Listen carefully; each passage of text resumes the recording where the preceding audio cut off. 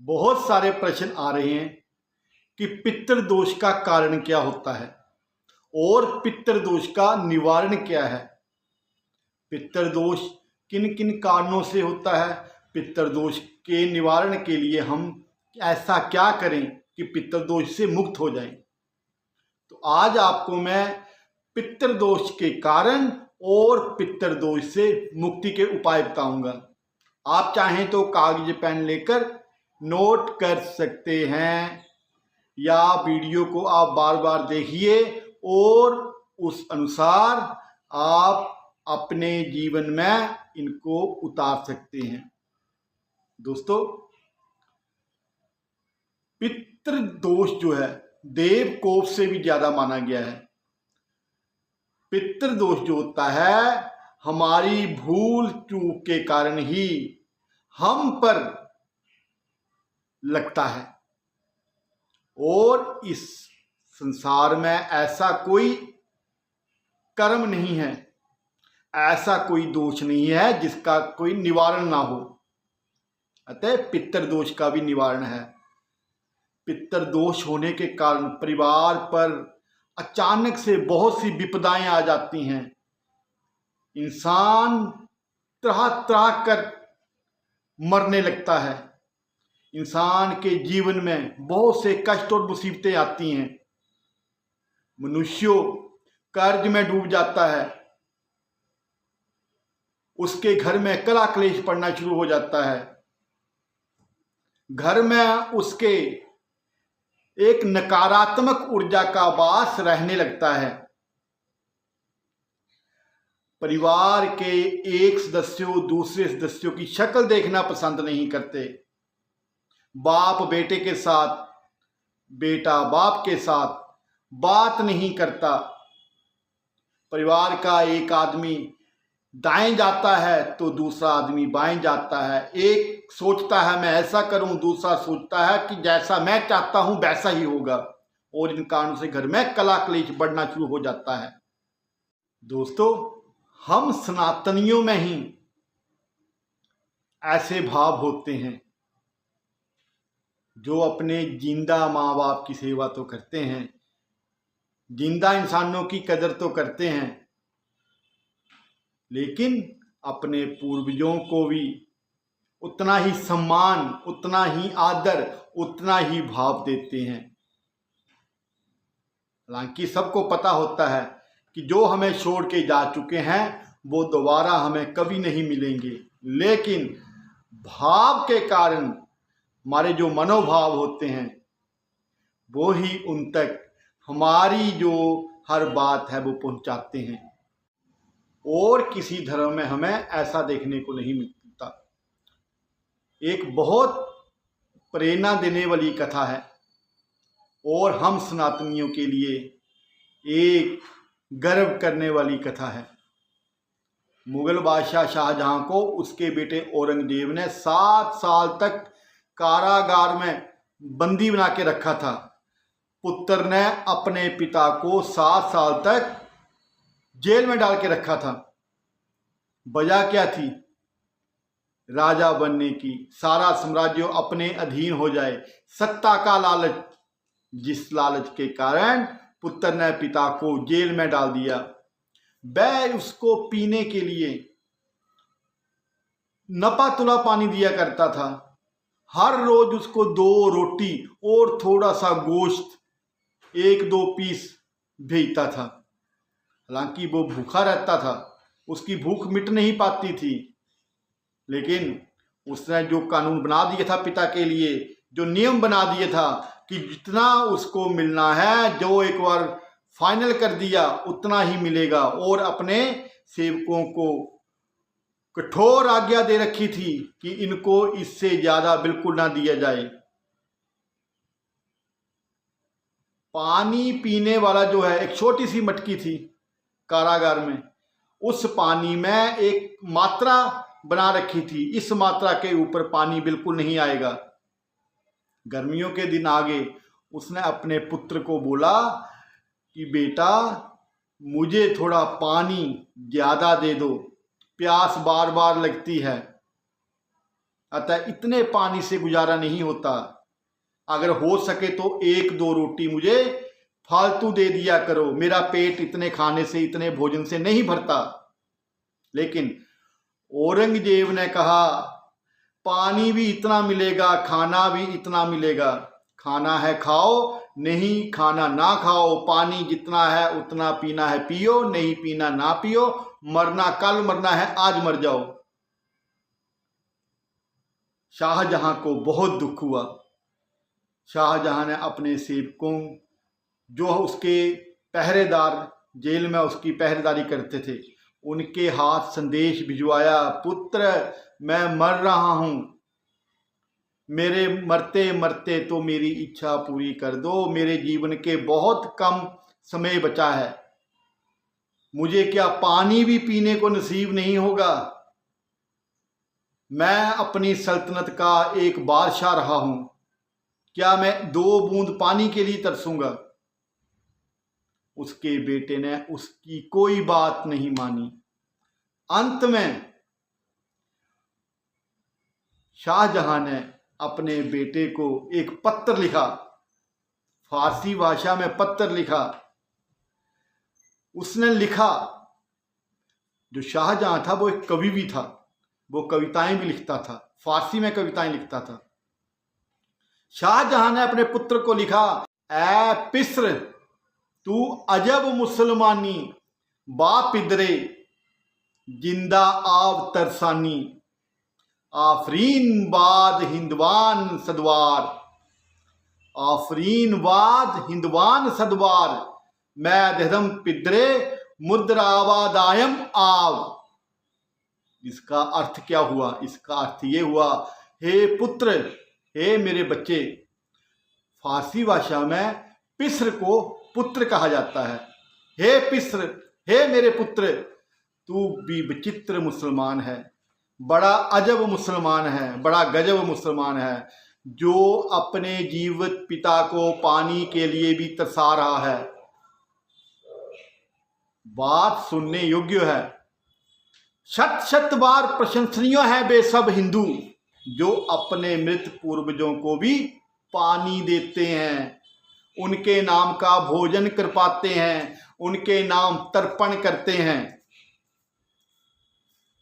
ये हम सनातनियों के लिए बड़ी प्रशंसा की जो लाइनें थी, ये मुगल बादशाह शाहजहां ने अपने आखिरी समय में लिखी थी, जो अपने सम्राट अत्याचारी पुत्र औरंगजेब को भेजी थी। दोस्तों, पितृदोष के बहुत से कारण होते हैं। पितृदोष के जो कारण होते हैं, हमारे खुद के किए हुए ऐसे कुछ कर्म होते हैं जो कि हमारे पितरों को सद्गति प्रदान नहीं करते, जिनके कारण उनको सद्गति प्राप्त नहीं हो पाती। आप नोट करना चाहे तो कर सकते हैं। पहला, पितरों का विधिवत संस्कार ना होना, पितरों के अंतिम संस्कार में कोई कमी रह जाए, पितरों का श्राद्ध ना होना, पितरों को विस्मृत कर देना, पितरों को याद न करना, जो उनकी मृत्यु तिथि होती है उस दिन उनके नाम का कोई भोज, कोई श्राद्ध तर्पण नहीं करना, या उनका मरे हुए पितरों के नाम लेकर उनकी चुगली, निंदा या उनका अपमान करना।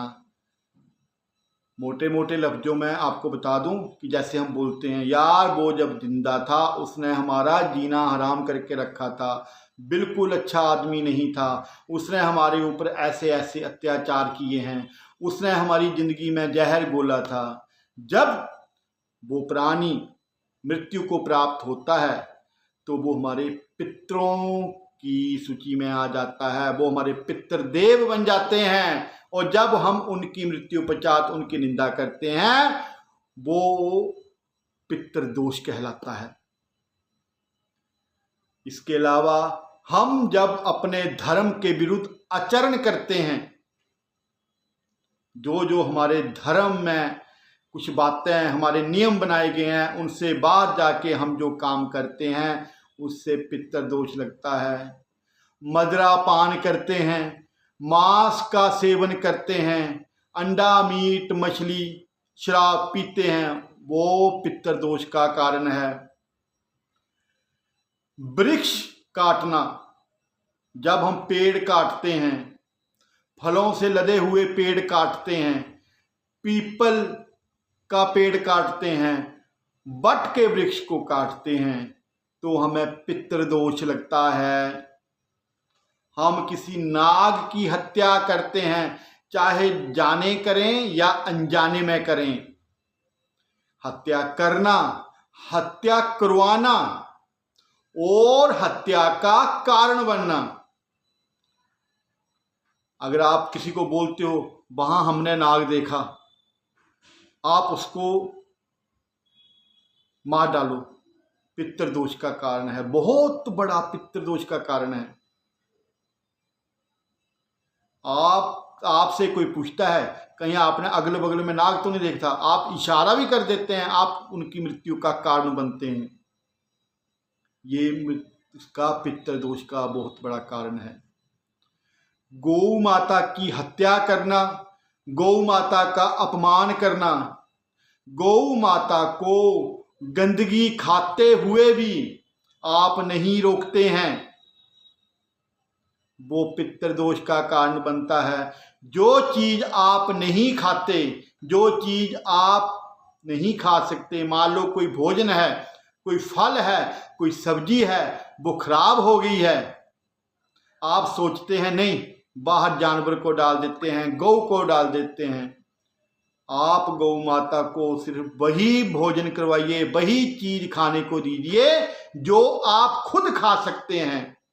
ऐसा नहीं है जो चीज बेकार हो गई है वो गौ को डाल दो, ये पितृ दोष का बहुत बड़ा कारण है।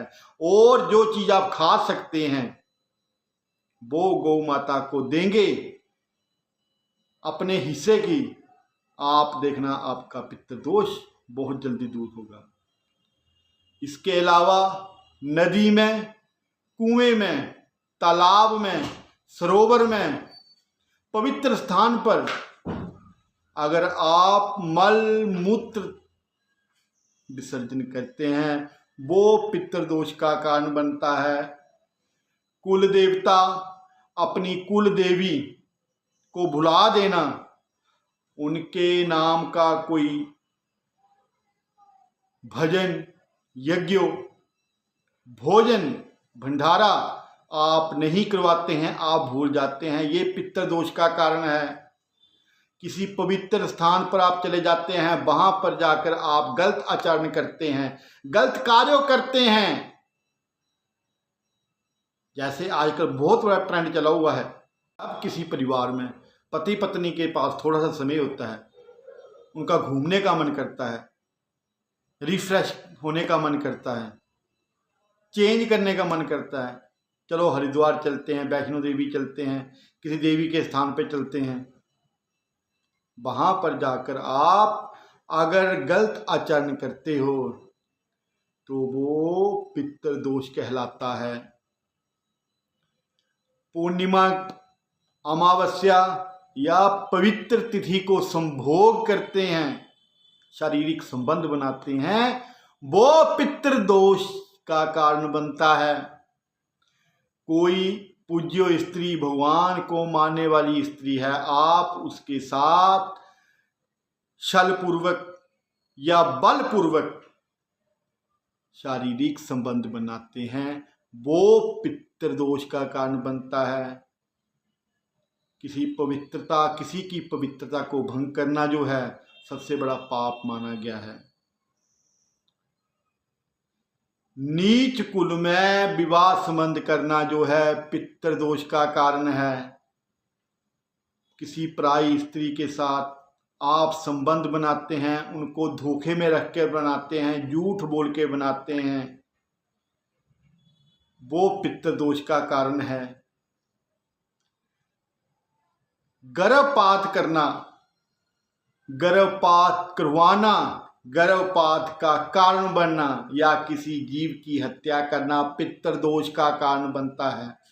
अपने कुल की स्त्रियों का अमर्यादित होना, अपने कुल की स्त्रियां जब गलत आचरण करने लगती हैं, घर की दहलीज के बाहर जब उनका आचरण धर्म के अनुसार नहीं होता, अधर्मी होता है, वो पितृदोष का कारण बनता है।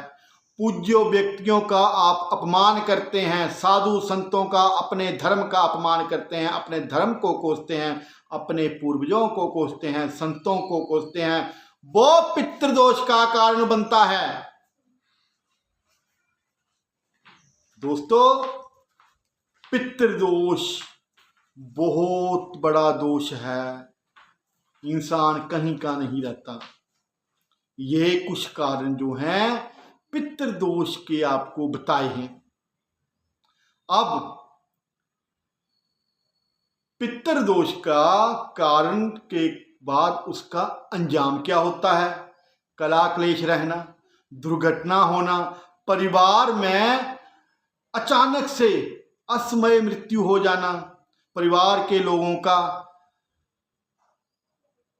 बीमार रहना, रोगी रहना, डॉक्टरों के पास आप जाते रहते हो, डॉक्टर कहते हैं भैया बीमारी कोई नहीं है, दवाई आप खा लो, लेकिन आपको लगता है आपको बीमारी है, डॉक्टर टेस्ट कर देता है, हर चीज़ कर लेता है, स्कैनिंग में कुछ नहीं आया, MRI में कुछ नहीं आया, अल्ट्रासाउंड में कुछ नहीं आया, लेकिन सब कुछ, सारी रिपोर्ट्स बिल्कुल सही हैं, लेकिन आप अस्वस्थ हैं। अस्वस्थ इसलिए हैं कि पितृदोष का कारण है। आप दवाइयाँ खाई जा रहे हो, लेकिन उनका कोई असर नहीं है। परिवार के ऊपर कर्जा बढ़ गया है, चला चलाया काम व्यापार एकदम से ठप हो जाता है, कर्जा सिर के ऊपर चढ़ गया है। मान सम्मान, इज्जत, धन दौलत, यश ऐश्वर्य जो आपके पास होता है अचानक से सब गायब हो जाता है। ये पितृदोष का कारण होता है। जब हम अपने पितरों को भुला देते हैं, बिसरा देते हैं, पितृ कुपित होते हैं, क्रोधित होते हैं, वो हमें दुखी होकर श्राप देते हैं कि जिस वंश को हम छोड़कर आए हैं वो वंश हमारे लिए क्या कर रहा है, वो वंश खुद ही कला क्लेश में पड़ा हुआ है। इस पौधे को हम लगा के आए हैं, वो पौधा एक बड़ा पेड़ बनने की बजाय, फलदायक पेड़ बनने की बजाय मुरझाता जा रहा है, और परिवार के जो मुखिया हैं जिनके हाथ में हम ये डोर छोड़ के आए हैं, वो उस पौधे को संभालने की जगह अपनी अपनी मस्ती में जी रहे हैं, लेकिन वो भी सुखी नहीं हैं, वो भी दुखी हैं। उनको भी कोई ना कोई रोग लगा है, किसी को शारीरिक रोग लगा है, किसी को धन का रोग है, किसी को धन का अभाव है, किसी का परिवार नहीं बढ़ रहा, बच्चों की शादी नहीं हो रही। इससे कारणों के कारण पितृ जो हैं कुपित होते हैं। ये पितृ दोष के कारण ही सब कुछ रहता है। ये परिवार के मुखिया को चाहिए, चाहे आपके पिताजी हैं, आपके माताजी हैं, आपके चाचा हैं, आपके ताया हैं, आपके अपने कुल के जो भी हैं, जो बड़े हैं, उनको चाहिए कि परिवार को एकजुट बना के रखें, परिवार में स्नेह बना के रखें। जितना आप परिवार में स्नेह बना के रखेंगे उतना ही पितृ आपसे भी और आपके जो घर के बड़े बुजुर्ग हैं उनसे खुश होंगे और स्वस्थ तंदुरुस्त रहने का, सुखी रहने का आशीर्वाद देंगे। दोस्तों, इसके अलावा जो दोष होते हैं उनका जो है निवारण भी है। हमारे बुजुर्ग जो हैं, हमारे साधु संत, हमारे पूर्वज जो हैं बहुत दयालु रहे हैं। उनको पता है बच्चों से गलतियां हो जाती हैं, बच्चे कुछ ना कुछ गलती कर देते हैं, तभी तो उन्होंने इन दोषों का निवारण भी बताया है। पहला पितृ दोष का जो निवारण है, पीपल और वट वृक्ष में जल चढ़ाएं। पीपल के पेड़ पे, वट वृक्ष के पेड़ पे जल जरूर चढ़ाएं। जल में काले तिल मिलाकर दक्षिण दिशा में अर्घ्य दें। अमावस्या और पितृपक्ष में श्राद्ध, पिंडदान, तर्पण जैसे कर्म करें। कोई गरीब आपको मिल जाए, कोई जरूरतमंद आपको मिल जाए, कोई मजबूर आपको मिल जाए, जिसको किसी चीज की जरूरत है, अपनी यथाशक्ति, अपनी जितनी आपकी हैसियत है, अपनी योग्यता है, उस अनुसार उसकी मदद जरूर करें। पूरी मदद ना हो पाए, लेकिन आपकी जितनी शक्ति है, आप अपनी शक्ति अनुसार उसकी मदद जरूर करें। ब्राह्मणों को भोजन करवाएं। कोई दिन, बड़ा दिन आता है महीने में, जैसे कोई पूर्णिमासी आ गई है, संक्रांति आ गई है, इस दिन ब्राह्मणों को जरूर भोजन करवाएं, दान दक्षिणा देकर भेजें और अपने घर में बुलाकर ब्राह्मणों के पैर धोकर, अपने हाथों से अच्छे से पैर धोएं और उनको मान सम्मान से बिठाएं, आसन दें और उनकी यथाशक्ति सेवा करें। भोजन करवाकर जितनी दक्षिणा आपसे देन पड़ती है वो देकर उनको इज्जत के साथ कि ब्राह्मण देव, कोई कमी रह जाए तो माफ करना, और अगली बार जब हम आपको आमंत्रित करें तो जरूर आना। ऐसा कहकर, चाहे आपसे कोई कमी हुई है या नहीं हुई है, माफी जरूर मांगें। इससे पितृ खुश होते हैं। वट वृक्ष पर रोजाना नियम से पानी जरूर चढ़ाएं। कहा जाता है पीपल और वट वृक्ष में पितरों का वास रहता है। गाय, गली के कुत्तों और जानवरों को भोजन और दूध जरूर दें। गौ माता को पहली रोटी, कोई फल हो वो दें, लेकिन जो आप खाने योग्य समझते हैं, वो जो आप खा सकते हैं वो देना है। कोई गला सड़ा या खराब नहीं देना। अगर आप खराब देंगे तो पितृ दोष आपको 4 गुना लगेगा। जो चीज आप नहीं खाएंगे, जो चीज आप नहीं खा सकते, जो चीज खाने योग्य नहीं है, वो ना तो दान दें और ना ही गौ माता को खाने को दें। कुत्तों को रोटी और दूध जरूर दें।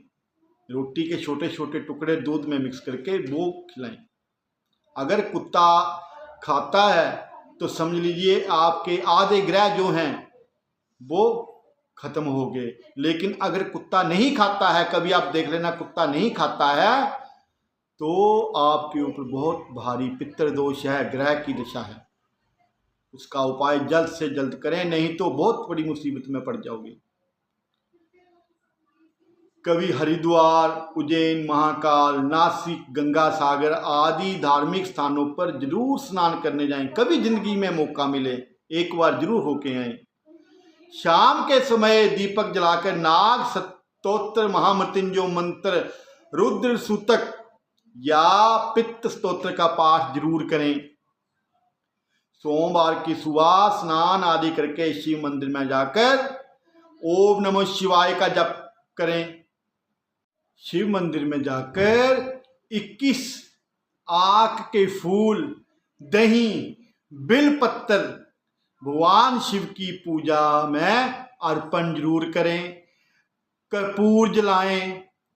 अपने घर की दक्षिण दिशा की दीवार पर अपने स्वर्गीय परिजनों का फोटो लगाकर उस पर हार चढ़ाएं और रोज उनको प्रणाम करें, उनका धन्यवाद करें,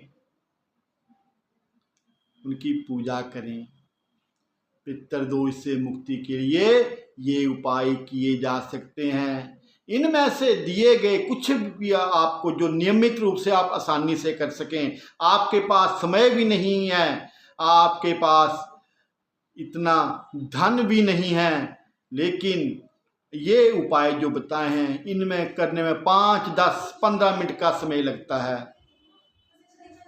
आपके पास आग के फूल कोई खरीदने नहीं पड़ते हैं, बिलपत्र खरीदना नहीं पड़ता है, दही थोड़ा बहुत 1 आध चम्मच पूजा में इस्तेमाल हो जाता है। लेकिन आप अपनी श्रद्धा से, पूरी विधि से, नियम से ये करके देखिए। आपको मैं यकीन दिलाता हूं, आप कुछ भी करेंगे इन उपायों में एक उपाय भी पकड़ लीजिए, वो भी आप करना शुरू कर देंगे। वैसे करने तो सभी चाहिए, लेकिन मैं आपको एक उपाय की भी गारंटी देता हूँ, आप एक भी करना शुरू कर देंगे, आपके जीवन में बदलाव होना शुरू हो जाएगा। आप स्वस्थ रहते हैं, घर में कला कलेश रहता है, बच्चे कहने से बाहर हैं, घर में अशांति रहती है, वो आस्ते आस्ते धीरे धीरे बदलना शुरू हो जाएगा। समय चक्कर जो है आपकी जिंदगी में जो उलझा हुआ है वो सुलझना शुरू हो जाएगा।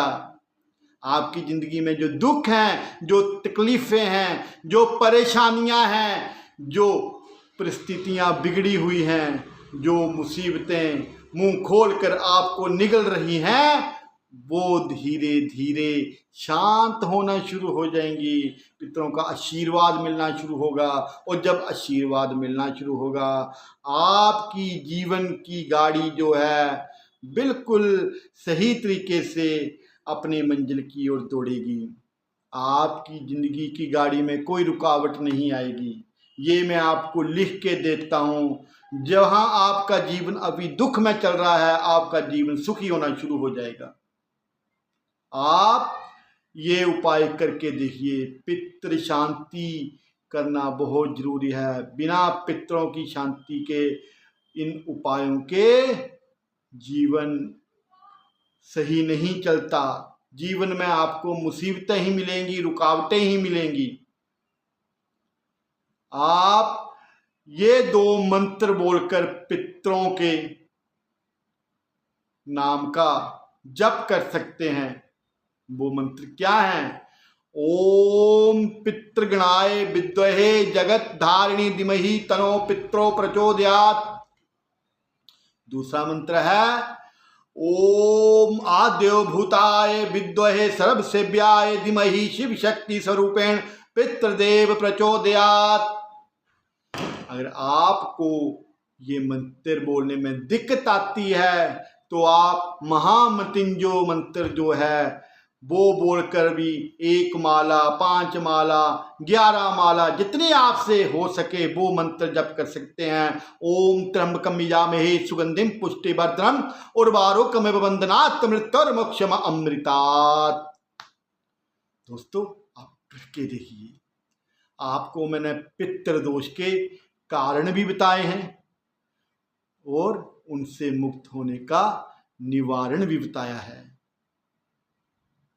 मुझे आशा है आपका जीवन सुखद होगा। यही मैं भगवान से प्रार्थना करता हूँ। आपको वीडियो अच्छा लगे, इसको ज़्यादा से ज़्यादा शेयर कीजिएगा। और अगर आपने हमारा चैनल सब्सक्राइब नहीं किया है, चैनल को जरूर सब्सक्राइब करना है, ताकि हम आने वाले वीडियो आप तक आसानी से पहुंचा सकें। जय श्री राम। राधे राधे।